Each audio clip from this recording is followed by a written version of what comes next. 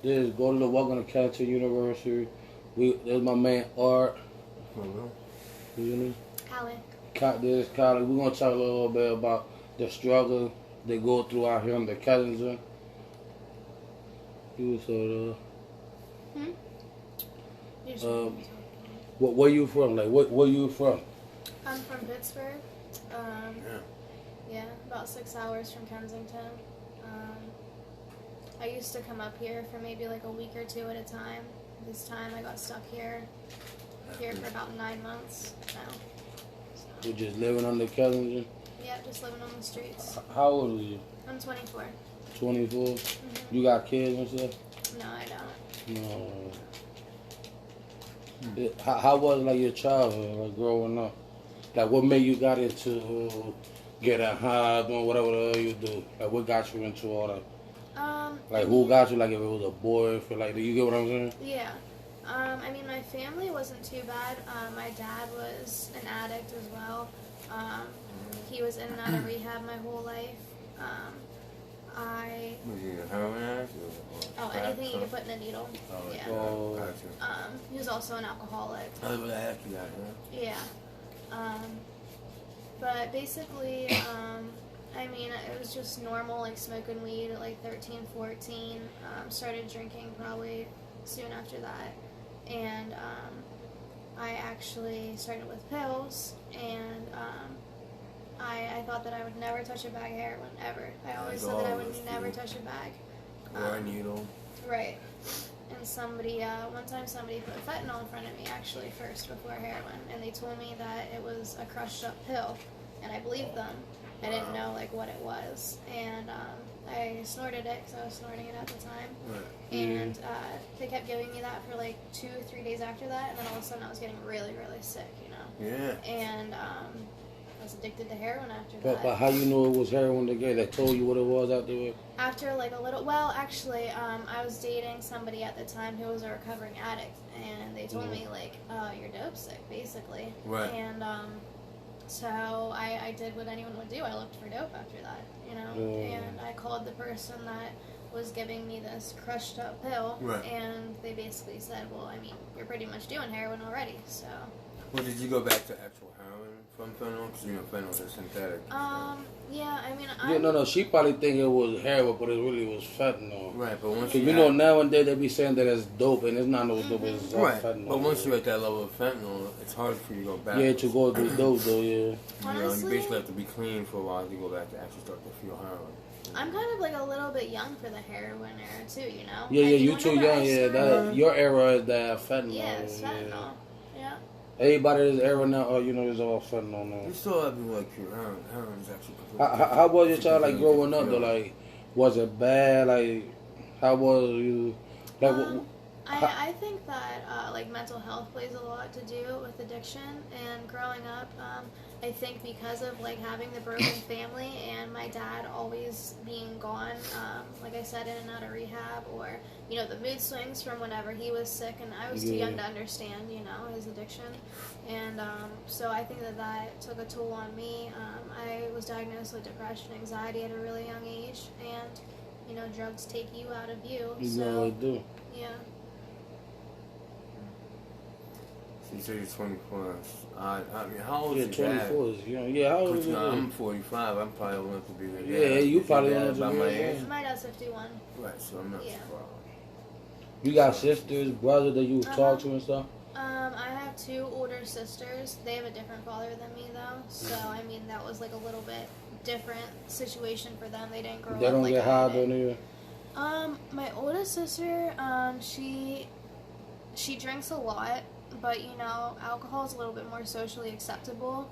I, like, can recognize that she has a problem, but nobody else can, you know? Right. So, it's accepted. Yeah, so, I mean, I try to talk to her about it, but, no, I mean, at this point, my family, they love me, but they love me from a distance because they're just fed up. You talk to your mom and stuff? Whenever I'm clean, I talk to her and my dad. Whenever I'm using, they usually cut me off. They try, you know, for the first, like, few weeks or months, like, to try to help me get out of it. But if you don't try to help yourself, or they stop, like... They know at this point that they can't help me. I just have to. It has to be whenever I'm ready. You know. Sure.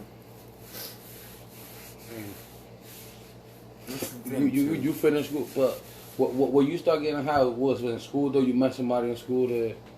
Yeah, I mean, like in college or something, you went to college. I guarantee that's where you probably learn. Well, it actually started whenever I was in like 9th, 10th grade that I started doing it. And nobody really my age was doing it. I was always hanging out with the older kids, people that were already graduated and everything. And they were the ones that were, you know, experimenting with all kinds of drugs. By the time I got to college, I was a full-blown heroin addict. So. Yeah.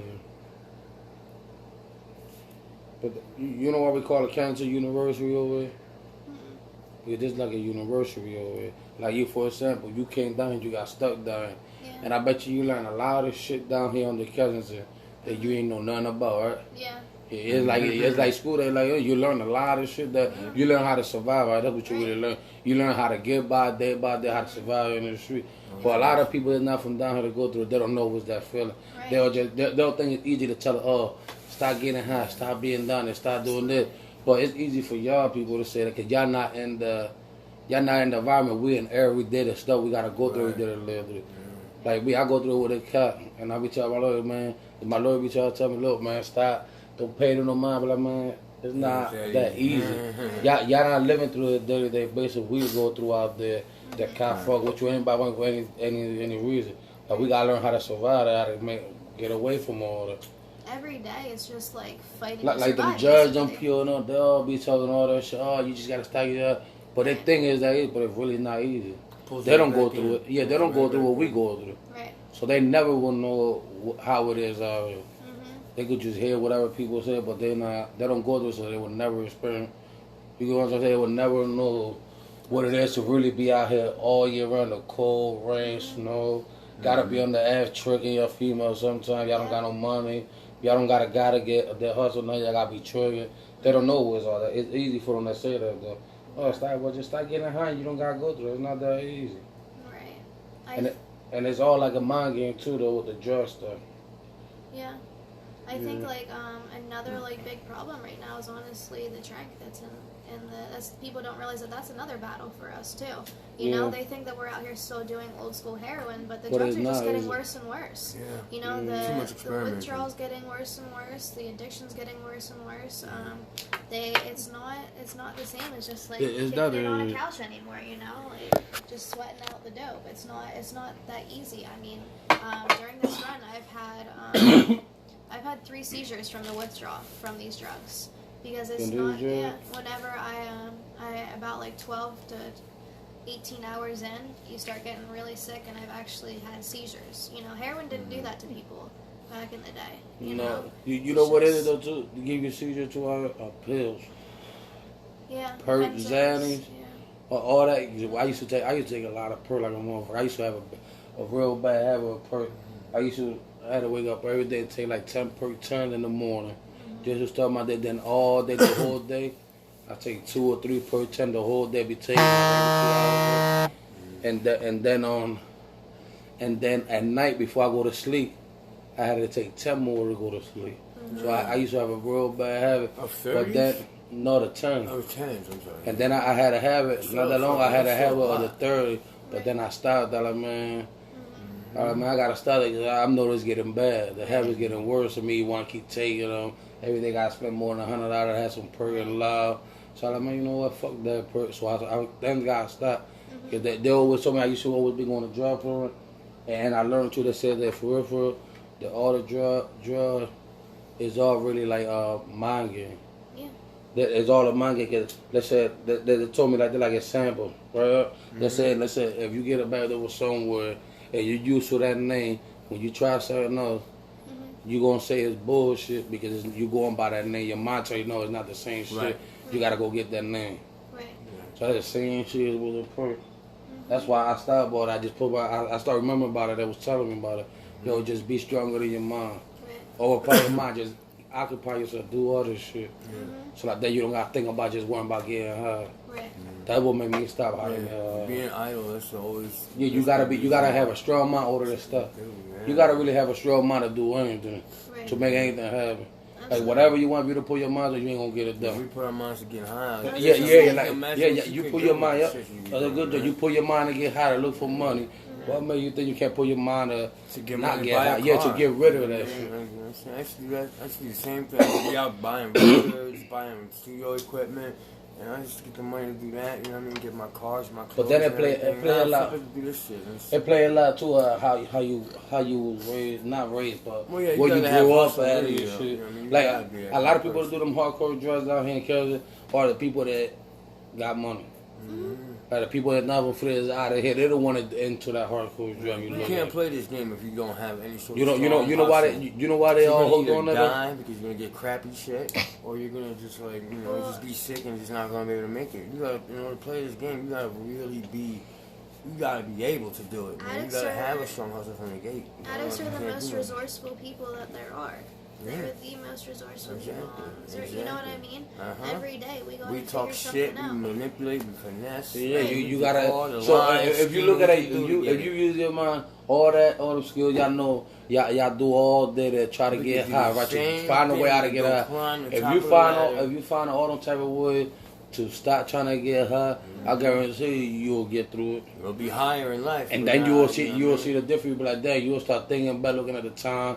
You was out here all fucked up, one about get high. And you look at your future now, and you be like, dang, it is true. That shit really do up. Take the same template that you use every day, but fill it in with to worry about getting high and shit. You use it to not get high. Do all the same thing, boom, but then buy something else. You know what I'm saying? Do all the same shit, then buy something. It ain't gonna be easy. I know that for sure. You gotta break away from the mentality. The whole mentality of this game. Like let's say if you shoot up 5 bags a day, let's say, just try to take it down like 2 bags off and try to 3 bags a day. Mm-hmm. Like then until you work your level goes down, then you can stop automatically. Mm-hmm. That's what I did when I got all the perk. That's what I was doing.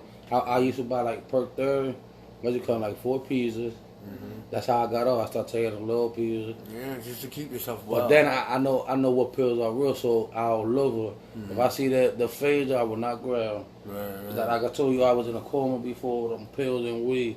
Right. Somebody had sold me some phase shit and I was in a coma for a week. Fucking with the pill, that's what really made me open my eye. And then plus I got a son, another one the way too, so now I got to think. That's another thing too. But you got kids, you got to think way different. Yeah. I mean, you asked me if I had kids. I had a daughter whenever I was 19, but she passed away. So I think that's another thing that kind of got me into. You don't mind me asking how she passed away? Just a lot of I was 6 months pregnant with her. Oh. And, you had a miscarriage? A lot of complications? Yeah. I mean, at that stage of pregnancy, it's considered a fetal death. Thank you. I know that got you fucked. I know that shit. That's one of the reasons why you probably get out of there. You don't gotta be thinking about it. Yeah. Because when y'all do that fentanyl, y'all go to sleep. So it's like y'all go to sleep all day. Y'all don't even think about nothing. So I get what you say. You just trying to escape that part. Absolutely, it's just all about escaping. But probably if you probably know your partner again, like you meet somebody and you sat down, you have a kid, it probably make you change though. That's like all I want in life is to have a normal family, you know? That's what you gotta do. You just gotta put your mind to it. Right. The same way you put your mind to get high all day long, try to figure a way how to get high, that's what you gotta do. Yeah. Put your mind to it and start getting high, try to find somebody that you know they gonna be there for you and your baby. And that's it. Right. And just live a normal, happy life with your baby, that's it. You ain't never gonna forget about the baby you had lost, but you just gotta deal with it. Because me, for example, I see my mom die in front of me when I was 5. And then like 9 years later, my grandma died, was locked up. So I ain't had no experience. So I had to learn everything on my own basis. To get through everything, I had to learn everything. That shit, and it's not hard to forget about it. To this day, I still be stressing about it. No, I bet, yeah. I be waking up some days early, and I be stressed. I don't even talk to my baby mom. I get dressed and I go right to the cemetery. And I go in the cemetery and I sit there and I just smoke. It be quiet and it be peaceful, so it make me that stress and shit, it make me go away in the cemetery. Yeah, sometimes you need But that shit, when you lose somebody like that, like your kid or your mom or whatever, that's something you never gonna get over. Right. You always gonna go through it when especially with me. I never had no mom growing up or no dad, right? So I've been out here on my own, right? I don't know what it is having a childhood with with my mom or my dad like that. Like on the holidays and shit, Christmas and stuff like that. Yeah. I don't know what it is to being in the house with my mom and my dad like that, like a family with my brothers and sisters. Right. I don't know what's that feeling. Yeah, so that's why I smoke a lot. Yeah. Because when I smoke, it keeps me calm. I don't start thinking a lot about it, but I don't think about it a lot. It keeps me more calm when I smoke. Right. That's why I smoke a lot. Like, I don't gotta be stressed out all day and all that stuff. I smoke and I get through it. Yeah. It's hard to grow up like that for sure. No, it is hard. Seriously, I know all my life. I'm 29, about to be 30. My mom died when I was 5. My grandma, she passed away too when I was like, probably like 13, I think, like 9 years later. Wow. And my mom actually, I seen when she had died from, she got killed in front of me. Me and my older brother, she got hit with a bike. Oh my God. Yeah. That's terrible. I'm sorry. So my whole life, it been hell for me, but growing up, not with a mom and dad, being out here in the street all day, every day like that. Right. I learned a lot out here. Especially when it's cold, man. In the cold, snow, and everything. I done got shot already 6 times in total. 3 months. Been in the coma. I was dead for like a week, I think it was. The day I woke up was the day they was about to unplug the machine. The doctor said they couldn't do nothing else. They was about to plug it and I woke up out of it. The same day. Yeah, that's what the doctor was telling me. I've been through a lot. Yeah. People don't realize that we all have our own stories out here, our own struggles. That's why I be doing this with art. Just catch that's why we call it catch your nursery. So like that, because there's a lot of people that is not from down this side don't know how it is out here. Right. Because they be commenting on my YouTube and they be telling me like extra questions because they want to know how it is. What's the struggle we all go through out here? Because some of them say it's not true what some of them people that are not from here be saying. That they want to hear from really actual addicts that's really living out here going through. Yeah. So that's why I do that for the kids. So like that, the kids, when they, the kids be on YouTube a lot. So like that, when they be seeing stuff like that, they get on this here, they start seeing like the story of y'all, what we talking about, what we got to go through and shit out here. And then probably it'll make them think like, nah, let me not go that route then. Right. Let me try to stay away from that type of drugs. Especially if they can relate, like if you have a childhood like yours or a childhood like like mine. If they don't got a child, like they don't got no childhood at all, like me growing up. If they young, they start seeing, they see what I'm talking about. But like, man, let me try not do the same mistake he did. Yeah, they can definitely take a different route and change their lives. That's what we really do it for, though. Just for the kids and shit. Cause there's a lot of people that know about this out here. They just go to the people that don't know nothing about this, be talking all this bullshit, making us look worse than what we is, and it's not really like that. All of a sudden, they're Narcan happy. Hey, see somebody for Narcan, you think you're helping. And they're like doing somebody's like high. The cats don't even care somebody OD out here doing none of that shit. I don't know. You don't see how long, you know that when people OD, they take long as shit as well. They take long as shit. They be like, man, fuck it, that's another junkie or that's another hood nigga and shit, fuck them. They in the hood, fuck them, let them all kill us. That's what it look like to me, what they be on. So it's home, so it's too close to them. Yeah. I think that Narcan's a worse weapon to an addict than like a gun, a knife, anything. You know what I mean? People don't realize what we go through whenever that happens. Why? What you mean is like a weapon? Why? What it do? It throws you right into precipitated withdrawal. So. Also, it wake you up. You just be withdrawal right there. It's not just like people think it's just like a shot of adrenaline or something like that. No, but I'm saying like it'll wake you up and you'll be withdrawing right there fast. Absolutely, it's so it's an instant withdrawal you give to the max, like the worst possible withdrawal that you can go through. That's what it is. Can some people die like that then? Yeah, when they wake up like that, withdrawing fast? Actually, a week ago, I was at what they call Needle Park, where everyone's getting high, and somebody overdosed, and he wasn't breathing, he was blue, so we gave him Narcan, and he took a few breaths. At that point, you don't Narcan them again. Well, the people were freaking out, they didn't know what to do. They Narcaned him 3 more times, they killed him. They killed him right in front of us. The guy was taking breaths again, about to be back to life, and people get paranoid, they don't know what they doing, they get scared, that's what it is, they don't know what they do.